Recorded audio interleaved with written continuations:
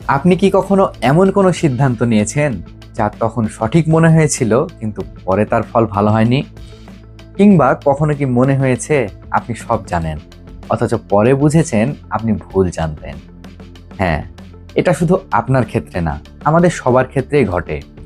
আমাদের মস্তিষ্ক, যা আমাদের সবচেয়ে শক্তিশালী সম্পদ, কখনো কখনো নিজেই আমাদের সাথে এক ধরনের প্রতারণা করে। জ্ঞানের অজানা এই ফাঁদগুলো আসলে আমাদের মস্তিষ্কের কিছু স্বাভাবিক প্রবণতা, যা আমাদের দ্রুত সিদ্ধান্ত নিতে সাহায্য করে। কিন্তু এই দ্রুততার বিনিময়ে কখনো কখনো আমরা ভুল পথে চালিত হই, আমাদের বাস্তবতা বিকৃত হয়ে যায়। আজকে আমরা জানব কিভাবে জ্ঞানের ভিতরে লুকিয়ে থাকে অজানা ফাঁদ, এবং সবশেষে আমরা শিখব কিভাবে এই ফাঁদগুলো এড়িয়ে আরো বুদ্ধিমানভাবে চিন্তা করা যায়। সাবধান, এই ভিডিও দেখার পর আপনি নিজের চিন্তাকে বিশ্বাস করতে পারবেন না। শুরুতে আমরা জানব মস্তিষ্কের অলৌকিকতা ও সীমাবদ্ধতা সম্পর্কে। আমাদের মস্তিষ্ক একটি অত্যাশ্চর্য যন্ত্র, যেটা প্রতিদিন লক্ষ কোটি সিদ্ধান্ত নিতে ৮৬ বিলিয়ন নিউরন একসাথে কাজ করে। কিন্তু এই জটিলতা থেকে জন্ম নেয় কিছু ভ্রম, কগনিটিভ বায়াস। সহজ ভাষায় কগনিটিভ বায়াস হলো আমাদের চিন্তাভাবনার এক ধরনের পদ্ধতিগত ত্রুটি। এটি এমন কিছু মানসিক শর্টকাট বা হিউরিস্টিক্স যা আমাদের মস্তিষ্ক দ্রুত সিদ্ধান্ত নিতে ব্যবহার করে। এই শর্টকাটগুলো সাধারণত আমাদের সময় বাঁচায়, কিন্তু প্রায়ই বাস্তবতাকে বিকৃত করে এবং আমাদের ভুল সিদ্ধান্তে নিয়ে যায়। প্রতিটি ব্যক্তি তার নিজস্ব উপলব্ধির উপর ভিত্তি করে একটি বিষয়ভিত্তিক বাস্তবতা তৈরি করে, এবং এই ব্যক্তিগত বাস্তবতা প্রায়শই তার আচরণ নিয়ন্ত্রণ করে, বস্তুনিষ্ঠ তথ্যের উপর ভিত্তি করে নয়। ১৯৮৪ সাল, জেনিফার থমসন ১০০% নিশ্চিত ছিলেন তিনি একজন ধর্ষককে চিনতে পেরেছেন। আদালতে তার সাক্ষ্যে সেই মানুষটির ২১ বছরের জেল হয়। কিন্তু ১১ বছর পর ডিএনএ টেস্টে প্রমাণ করে জেনিফার ভুল ছিলেন। তার মস্তিষ্ক একটি মিথ্যা স্মৃতি তৈরি করেছিল। আপনি কি কখনো এমন পরিস্থিতিতে পড়েছিলেন? কমেন্টে জানিয়ে দিন আপনার সেই অভিজ্ঞতা। এখন প্রশ্ন আসবে, কেন আমাদের মস্তিষ্ক এমন করে, এবং কেনই বা আমাদের মস্তিষ্ক এমন শর্টকাট সিদ্ধান্ত নেয়? এর কারণ হলো বিবর্তন। আমাদের পূর্বপুরুষদের দ্রুত সিদ্ধান্ত নিতে হতো টিকে থাকার জন্য, যেমন কোনো শব্দ শুনে দ্রুত পালিয়ে যাওয়া বা শিকার করা। এই দ্রুত প্রক্রিয়ার জন্য মস্তিষ্ক এমন কিছু নিয়ম তৈরি করেছে যা দ্রুত কাজ করে, যদিও সবসময় তা নিখুঁত হয় না। আমাদের মস্তিষ্ক নিখুঁতভাবে সত্যকে খুঁজে বের করার চেয়ে দ্রুত এবং কার্যকরভাবে টিকে থাকার জন্য নিজেকে তৈরি করেছে। এর মানে হলো, অনেক সময় ভুল সিদ্ধান্ত নেওয়া আমাদের জন্য কম ব্যয়বহুল হতে পারে। যেমন ঝোপের আড়ালে সামান্য শব্দ শুনে শিকারি ভেবে দ্রুত সরে যাওয়া, এতে ভুল হলেও জীবন বাঁচে। তাই আমাদের মস্তিষ্ক সবসময় সেরা সিদ্ধান্ত না নিয়ে যথেষ্ট ভালো সিদ্ধান্ত নেওয়ার প্রবণতা দেখায়। এটি মূলত মস্তিষ্কের সীমিত তথ্য প্রক্রিয়াকরণ ক্ষমতা, মনোযোগের অভাব, ত্রুটিপূর্ণ স্মৃতি এবং আবেগীয় চাপের কারণে ঘটে। আধুনিক ডিজিটাল যুগে, বিশেষ করে সোশ্যাল মিডিয়ার কারণে, এই বায়াসগুলো আরও শক্তিশালী হয়ে উঠেছে। সোশ্যাল মিডিয়ার অ্যালগরিদমগুলো আমাদের পূর্ববর্তী কার্যকলাপের উপর ভিত্তি করে তথ্য প্রদর্শন করে, যা কনফার্মেশন বায়াসকে বাড়িয়ে তোলে এবং ইকো চেম্বার তৈরি করে। এই ইকো চেম্বারগুলোতে ব্যবহারকারীরা মূলত তাদের বিদ্যমান বিশ্বাসকে সমর্থন করে এবং তথ্যের সম্মুখীন হন। ভুল তথ্য আমাদের মস্তিষ্কের পুরনো ব্যবস্থাকে উদ্দীপিত করে, ডোপামিন নিঃসরণ করে, যা মিথ্যা দাবি গ্রহণ ও প্রচারে উৎসাহিত করে। আবেগপ্রবণ গল্পগুলিতে মনোযোগ দেওয়ার প্রবণতাও ভুল তথ্যকে আরো দৃঢ় করে তোলে। উচ্চ আবেগ সমালোচনামূলক চিন্তাভাবনাকে হ্রাস করে, যার ফলে ভুল তথ্য শনাক্ত করা এবং শেয়ার করা সহজ হয়। আমাদের দৈনন্দিন জীবনে অসংখ্য কগনিটিভ বায়াস কাজ করে, যা আমাদের অজান্তে আমাদের সিদ্ধান্তকে প্রভাবিত করে। এমনই একটি কনফার্মেশন বায়াস।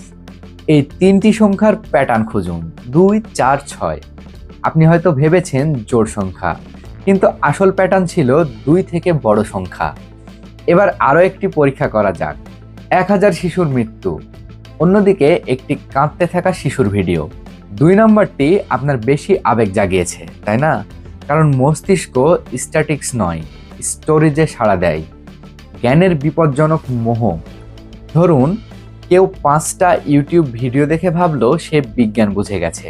একজন কয়েকটা মোটিভেশনাল বই পড়ে ভাবছে সে মনোবিজ্ঞানী।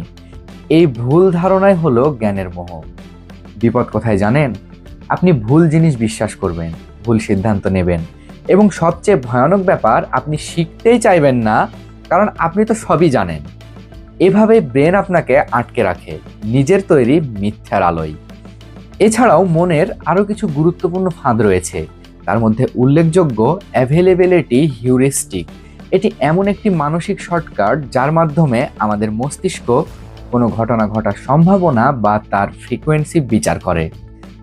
অ্যাঙ্করিং বায়াস এটি ঘটে যখন আমরা কোনো বিষয়ে প্রথম যে তথ্যটি পাই সেটিকে একটি অ্যাঙ্কর বা রেফারেন্স পয়েন্ট হিসেবে ধরে নেই এবং পরবর্তী সব সিদ্ধান্ত বা বিচার সেই অ্যাঙ্করের ভিডিওতেই করি, এমনকি যদি প্রথম তথ্যটি অপ্রাসঙ্গিক বা ভুলও হয়।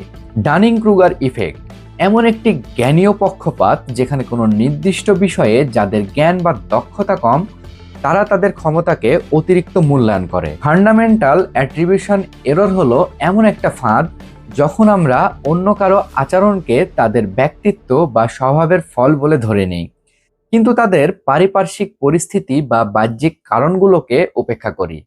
তবে মজার ব্যাপার হলো নিজের আচরণের ক্ষেত্রে আমরা ঠিক এর উল্টোটা করি। নিজেদের ভুলের জন্য আমরা প্রায়শই পরিস্থিতিকে দায়ী করি, নিজেদের স্বভাবকে নয়।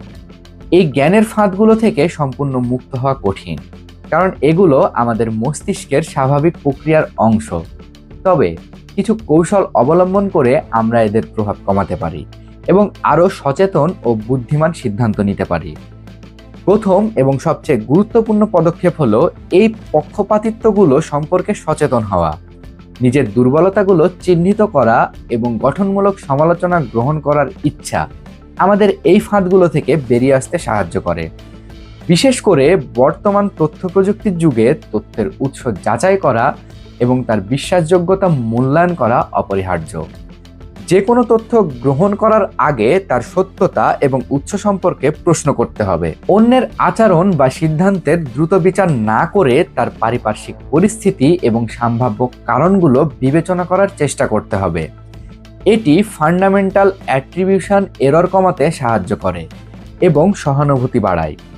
যখন গুরুত্বপূর্ণ সিদ্ধান্ত নিতে হয় তখন তাড়াহুড়ো না করে ধীর গতিতে এবং সুচিন্তিতভাবে কাজ করতে হবে। দ্রুত মানসিক শর্টকাটগুলো এড়িয়ে এবং পর্যাপ্ত তথ্য বিশ্লেষণ করতে হবে। আমাদের মস্তিষ্ক একটি অসাধারণ যন্ত্র, কিন্তু এর কিছু সহজাত প্রবণতা রয়েছে যা আমাদের ভুল পথে চালিত করতে পারে। Confirmation bias, availability heuristic, anchoring bias, Dunning Kruger effect, fundamental attribution error, মিথ্যা স্মৃতি এবং ইন্দ্রিয় বিভ্রম। এই ফাঁদগুলো আমাদের উপলব্ধি, বিচার এবং সিদ্ধান্তকে প্রভাবিত করে। তবে এই ফাঁদগুলো সম্পর্কে সচেতনতা এবং সমালোচনামূলক চিন্তাভাবনার মতো কৌশলগুলো প্রয়োগ করে আমরা নিজেদেরকে আরো শক্তিশালী করতে পারি। এবার নিজেকে প্রশ্ন করুন, আপনি যা জানেন সেটা কি সত্যি? এই ভিডিও যদি আপনাকে চিন্তা করতে বাধ্য করে তাহলে এখনই সাবস্ক্রাইব করুন এবং বেল আইকন টিপুন। না টিপলে আপনার ব্রেন আপনাকে প্রতারণা করবে। আজ এই পর্যন্তই। ধন্যবাদ সবাইকে। ভালো থাকবেন।